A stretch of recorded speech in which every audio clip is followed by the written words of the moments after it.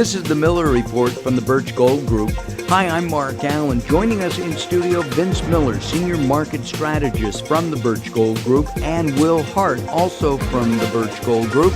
Gentlemen, welcome to the program. In the news, lately we've been hearing more and more about the gold standard. In fact, there's a new book by Steve Forbes who is talking about the gold standard. Let's talk and ask, what is the gold standard? What actually is that? Good question, Mark. Basically, the gold standard is just a monetary standard where the basic unit of a currency is equal in value to the specific amount of gold that backs that currency. Actually, interestingly enough, currently no country uses a gold standard, although we do know full well that Russia, China, and India and other countries do hold substantial gold reserves.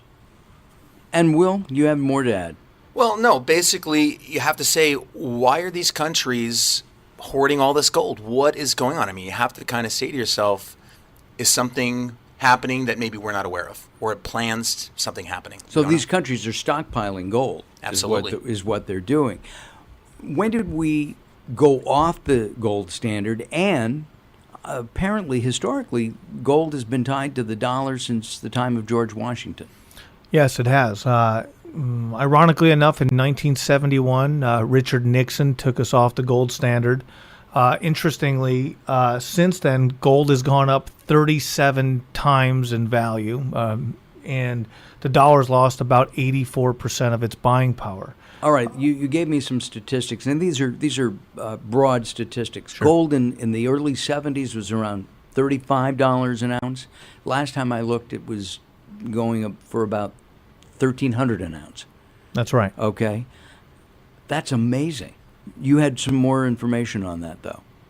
Well, I think what Vince is kind of pointing out is the fact that as our government continues to print, and obviously our government controlled back then the value of gold prior to Nixon, before it took us off the gold standard, we were limited on how many dollars we could actually print. Since then, of course, we've seen a devaluation of the dollar, the government to the point now, which is why we're sitting on an $17-18 trillion debt. The government is printed, and of course, we've seen the cost of goods and services go up to equal those dollars, those devaluating dollars, and in turn, we see gold steadily climbing upward. At the same time, can we go back to the gold standard, Vince?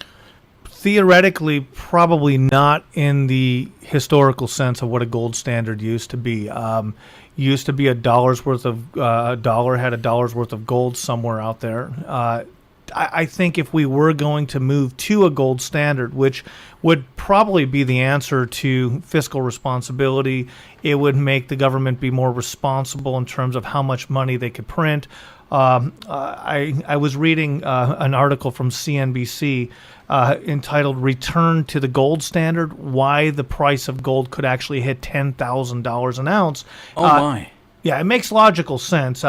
They basically mentioned, and one of the experts in there says, under the worst case scenario, the solution would be to return to the gold standard of the Nixon years. The price of bullion could actually be worth over $10,000, probably 6 times or more its current price. And the thing that nobody really knows for sure is where gold would actually go. We know that we have about 165 metric tons of gold, or about 25 grams of gold per person on the planet, which would equal to about 5 gold rings a person. And really all we do know is that countries around the world right now, as Will had said, are the ones hoarding gold. You got Germany a couple years ago requesting, or about a year ago requesting their gold back from storage from the U.S. and from France. You have China surpassing India, as we've mentioned before on the show, surpassing India as the number 1 gold buyer of the world. And you have India, obviously a major gold player. And let me jump in here, since Vince, you brought up the fact that Germany repatriating their gold. Basically their gold was stored here in the United States, a large portion of it, and our answer was, it's going to take about 7 years before you can get your gold back. So that questions, wait a minute, if somebody tells you, it's going to be 7 years before I get you back what I let you hold, it means they don't have it. So I got to question, Where is that gold? If gold goes up even double or triple where it is now, what will that do to the value of the dollar? When you see the metal moving up and down, really the reason why it's moving up and down is people's perception of the value of the dollar itself. Theoretically, it's got more to do with how markets are fearing either the rise or the devaluation of the dollar. Steve Forbes said something pretty interesting lately in regards to the Fed and their misguided approach to their what I always call fiscal irresponsibility. And that's the article that I was referencing a few moments ago. So, yeah, and one of the things that he says in there, and to quote him, he says, the Fed's vastly misguided monetary policies are now setting the stage for a new economic and social catastrophic event, and one that could rival the financial crisis and the horrors of the 1930s. He goes on to say that the best way to achieve monetary stability is linking the dollar to gold. And he also says in there that the Fed should have only two tasks: keeping the dollar fixed to gold and dealing quickly and decisively with the panics. The refusal of many in the policy establishment to entertain the idea of the return to the gold standard is based on an astonishing ignorance about just what a gold standard would mean and how it actually works. And that's what Steve had to say on that. Would you advocate going back to the gold standard or some variation of? I think it would be a tight squeeze at first, but I think in the long run, I think it would fix a lot of the problems. What I think it would do in the long run is I think it would bring the price of gold actually down. You wouldn't need a global reserve currency. You wouldn't need what they call portfolio insurance. You wouldn't have to have a hedge against inflation. It would ultimately control inflation in the long run because they would have to be responsible for the amount of money that's printed. They just can't print money so at whim anymore. And I think ultimately, that is one of the things that is devaluing the dollar more than anything. I do want to jump in. I actually think the other way. I think gold would actually go up. I think that for the amount of dollars, let's just talk here in the United States. Sure. For the amount of dollars for every person to have so that they can go pay their bills, pay their gas, and buy their groceries, and it were to be attached to gold, well, we already know, as Vince pointed out, there's only 165 metric tons. That's not a lot of gold. That's like a 9 meter high, cube filling up Wimbledon, as an example. It's not a lot of gold. And so if you attach a currency to gold with the number of people here in the United States, let's look back to when Franklin Delano Roosevelt did it. He took all the gold that was out there in circulation, brought it in 1933, melted it, then with a snap of his finger, changed the price from $20 an ounce to about $35 an ounce. In essence, doubling the value of the money of that supply, so that there were enough dollars so that everybody could have in our country. So you take it, our country's a lot bigger now than it was back in 1933. Sure. So I don't know. I take the perspective that gold is going to have to go kind of like Steve Forbes is saying, really high. Will it adjust like Vince said? It would revalue. The paper value would revalue. So in other words, your gas wouldn't be $5 anymore. It might be $1. In other words, you would stop that endless printing that the government is doing. So here's the mark. This is what I want to point out. You have people that have worked their entire lives saving up, expecting these dollars to carry them into their golden years when they can't work 9 to 5 anymore.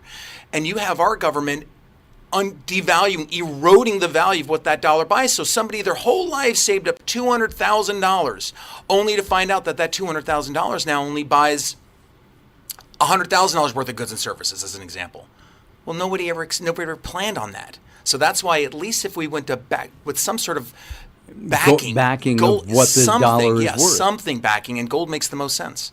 Well, in 2001, a gallon of gas was about $1. Right. So today it's almost $5 a gallon. Yeah. So whether you think it's going to go up ultimately on a gold standard or gold would go down, we have two schools of thought here, and I think that's what's so good about the real question, though, is do you own gold? And I think it comes down to a system of belief, Mark. I think it's really, what do our listeners really believe? If you think that what the government is doing right now is fixing the problems and their fiscal initiatives are doing things to make things better in the long run, then you don't want to own gold. Then you want to buy paper assets. You want to continue to hoard equities and paper and money and take that and put it in a tin can and bury it someplace.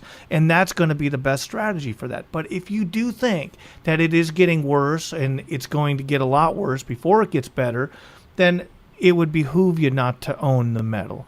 And the one thing that I would say is along the lines of what Will just mentioned about FDR in 1933. When he confiscated the gold in the United States, one of the things that America started doing was buying up the world's gold supply.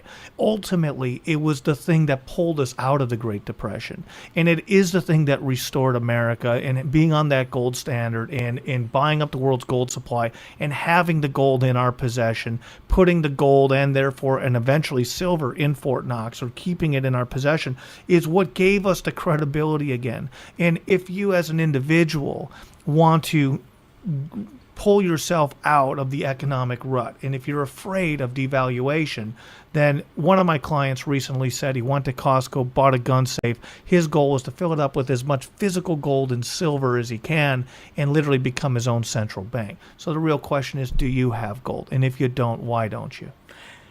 Now is the time to buy gold, and gold, with your concepts, seem to me to be a long-term strategy. You don't buy gold and sell it off like you would a day trading kind of a deal with stocks. No, you don't buy gold to make money. You buy gold to protect it. And to save it.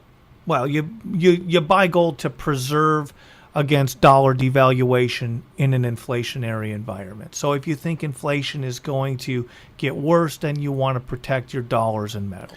Here's a way to look at it, Mark. If your listeners would look at it like this: if you, in your backyard, you took $100,000 in cash or $100,000 in gold, and you asked them, you have a choice. You can either bury in your backyard this bag of cash that's watertight, or the gold. Which one?